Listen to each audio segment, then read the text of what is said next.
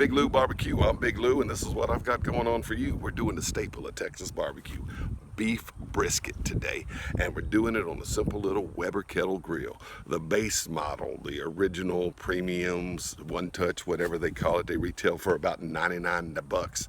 I got mine for 50 at a charity auction. You don't have to spend a lot of money to make good barbecue at home, and that's one of the reasons I started this YouTube channel, because a lot of stuff on YouTube is either barbecue champions or professional chefs. I've learned a lot from them. I'm not criticizing that. They do a great job, but you can make backyard barbecue. Have fun doing it, and that's what I'm trying to show. It's fun to cook in the backyard and play with fire without a lot of expensive equipment. You don't need a big ceramic grill. You don't need a big offset smoker made out of heavy cast iron, something you got to pull on a trailer. You can make it on very simple equipment and have fun doing it. So we're doing a brisket today. Now, when you get a brisket, it's going to have a fat cap on it, and generally you want to shave off a good bit of that fat, especially if you're serving it to guests. But I was serving it to my family, and I left most of that fat cap on. Here's why. I've got a wife, I've got a daughter, and I've got a son. All wonderful folks. But three of the best members of my family walk on four legs. I got a little Shih Tzu named Chewy. My wife wanted her, but she loves me best. I've got my best friend Jake. He's a 5-year-old black lab. And the newest member of our family is a 6-month-old black lab mix named Waldo. You're going to meet him in this video. And I like to share some of my barbecue with them, but like Jack Sprat's wife, I don't generally share the lean with them. I give them the fat. So, and they like it. It's supposed to be good for their coat. So I left a good bit of this fat cap on the brisket, just simply so I could share it with them. If I was serving it to guests or as in a competition, you'd want to cut more of the fat cap off of it.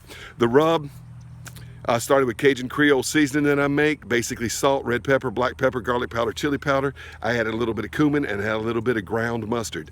And I put Worcestershire sauce on it, rubbed it down, put it on the grill, set it and forget it. I've got about 4 acres, a little less than 4 acres where I live. It takes me about 3 hours to mow it on the riding mower, and then about another 2 to finish up with the push mower and the weed whacker. And so I spent 5 hours mowing while this was on the grill. I didn't have to worry about it. You don't have to tend it all the time.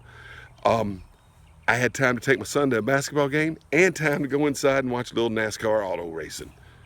All while this thing cooked for 10.5 hours. I thought it was gonna be 12, but it took 10.5. Anyway, I hope you enjoy how to cook a brisket on a simple Weber Kettle grill. Big Lou Barbecue.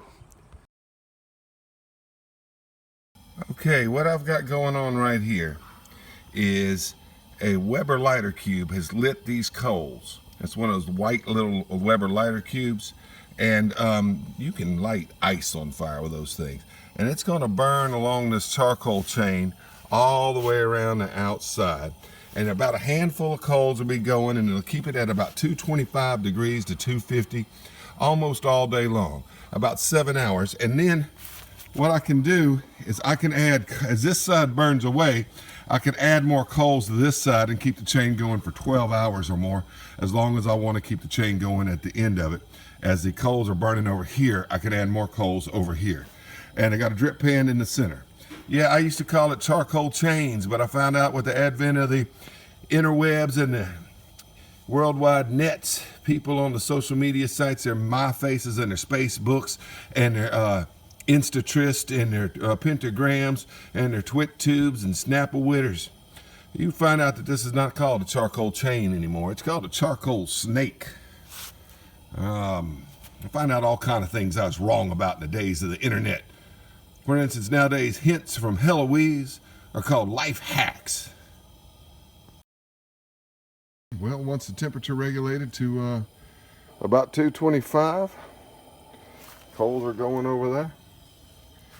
I set the brisket on here. It's about 5:30, actually it's about 6, closer to 6 a.m. So that's what we're going to call it, 6 a.m. start time. It'll be ready around, hopefully around 6 o'clock tonight. Smoke's rolling. We've been on here about 2 hours now. It's about 8 a.m. and you can see the coals started over there and they've moved over here and they're going to move on around. Now I've got pecan wood chips sprinkled on top of the charcoal chain or snake.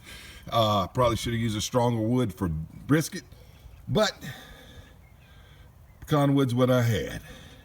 So we'll check back with this thing about every 2 hours. Waldo's sitting over there. He's ready for it. Say hello, Waldo. You want some brisket? You want some brisket? Yeah. He's hungry. He likes it beef. Okay, well, we are about 2 and almost 5 hours in. I'm sorry, it's about almost 20 minutes to 11, so we're almost 5 hours into this cook. And the brisket's looking like that. The cold chains have moved halfway around already at almost 5 hours. So I'm gonna add more coals over here and keep it going. Now this is this basting sauce that I used last Monday on a pork shoulder. Some called pig stand basting sauce. And it says, all-purpose basting sauce is delicious when barbecuing or baking beef, pork, or chicken. So this is beef. Now, I've had it some in a mason jar, warming up on the grill here because I don't want to put cold stuff on there. After I opened it last week, I put it in the refrigerator.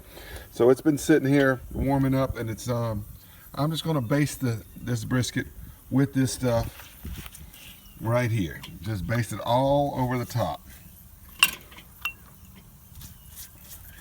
And I'll probably do this 1 or 2 more times before it gets cooked. Baste it on the side as well. It does have a little orange tint. I don't know if that affects the smoke ring color or not. But it was good on the pork shoulder. It'd probably be good on the pork loin. So, and I'm just going to leave this thing here in this mason jar so it'll stay warm. And in about 5 more hours, I'll baste it again. Well, not 5 more hours, 2 more hours. I'll probably baste it again. But right now, it's looking good. The temp's been holding between 225 and about 230. Coals are burning all along this coal chain here. And I'm going to wind up adding more coals right down here through the open area of this flat. I don't have to flip up grates, but there's plenty of room to add more coals, and I can turn the brisket a little bit and add a longer chain of coals if need be. All right, let's cover it back up. By the way, that pig stand basting sauce does burn. Look at that. See, it'll burn, but it'll burn off real quick. Be fine. Let's cover it up and let it cook some more.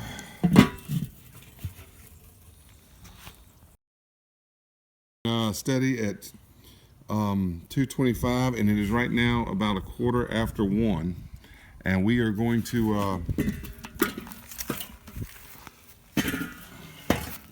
take a look at this here brisket, and it's about time to baste it again. And we're going to add to this coal chain. The coals are about right here, and they need to come on around a little further. So what I'm going to do is take some more of these coals and just stick them down in like this right here and build this coal chain on up. And I can just probably put them in my hand a little easier than that, and then move them with the tongs. Yeah, that works just like that right there. Just like that right there. Put some right here.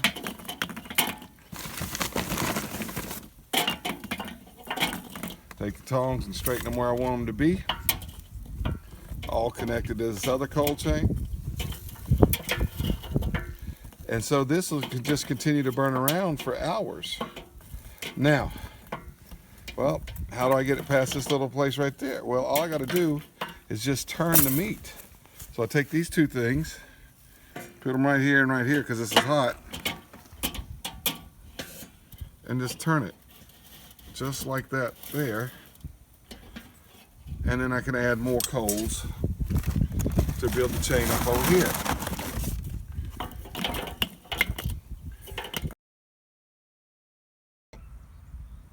I got the grass mowed, and that pollen is everywhere, so it's gotten on the outside of this grill. But as you can see, we still rolling. 2:25. It's 3 p.m. right now. 1,500 hours, and this thing has been on since 6 a.m. So it is 9 hours on the grill. And I extended the snake 2 hours earlier. You saw that, or the charcoal chain. And so it's back to about, not quite, the burn part's not quite where it did, but we're just about to start lap 2 and come on around this way. This is what the brisket looks like at this time. I know it is not done, but it may be at the stall. It probably isn't even at the stall yet, but I'm gonna go ahead and stick that in there right like that, and we'll go ahead and check and see where it is. All right, I expect this thing to be about 12-hour cook. It's a 12-pound brisket, and I believe that to make brisket good, it needs to go an hour a pound, at least, low and slow. And it's been a while since I've cooked a brisket. They've been kind of expensive the past few years, but that doesn't mean I ever gave up my love for them. Ooh, they're good. So we just putting the basting sauce on. Got some on the thing. Look at that. Told you. The stall, if you don't know, the stall is between about 150 and 160, and it will stay at that temperature for several hours before beginning to climb again. It climbs steadily till it gets there, and then it stays at about that temperature. So it's tender as can be right now. It's actually going up above that. It might be done soon. That's 170. Woo-wee, it's maybe done sooner than I thought. Oh, I'm getting happy. Look at that right there. But right here, it's still down to 150. So you know what?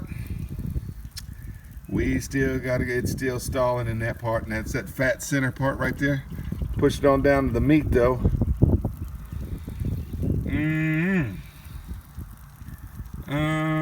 Yeah, it's not quite done down there. So we're gonna leave this on for several more hours, and I think it's gonna be fantastic. But you can see right here on the edge, oh mama, it's getting good. I wish you could smell it. Woo! Big Lou barbecue, low and slow, all day long barbecue brisket. Well, 225 all day. I didn't need that much charcoal as I put down there for the rest of the steak. It pretty much just went back to the original position and didn't even start a lap 2. But we had about 175. It's tender, and that thing's just sliding in there. It's done, it's done, it's done, it's done. So, right now, 25 till 5. Went on at 6 a.m. So we'll call that not quite 11 hours, 10.5 hours. And we done. Let's go right through here. Yep, let's pull it off. Done. All right, time to take a look at this brisket. It's rested several hours now, actually, because I had to go somewhere. It's a lot of that marinade that I'd poured over. Looks like it's still going to be juicy. And let's go ahead and take a cut of the flat end and see what we have. Oh yeah, it's juicy. It's juicy. Hannah, taste that, baby.